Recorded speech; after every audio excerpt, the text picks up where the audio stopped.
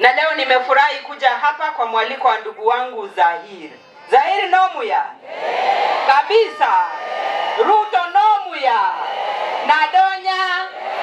Asante. Mimi nataka tu niongee kama mama na niongee mambo ya morals.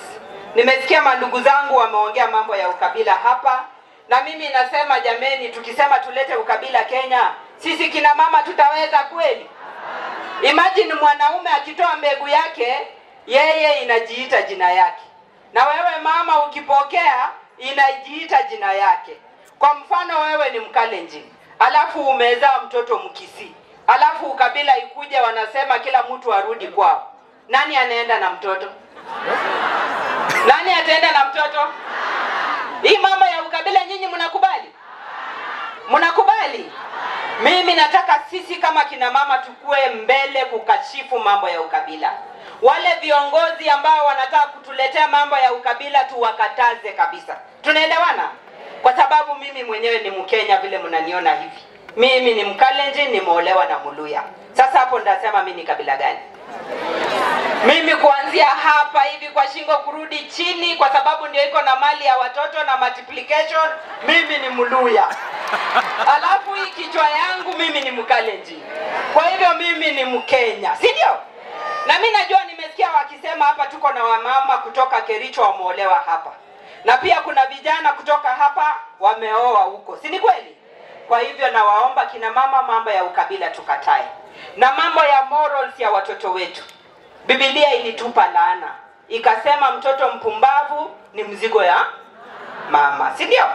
Kwa hivyo leo hii sisi tukikubali watoto wetu watukosee heshima, wakosee viongozi heshima, wakosee majirani heshima.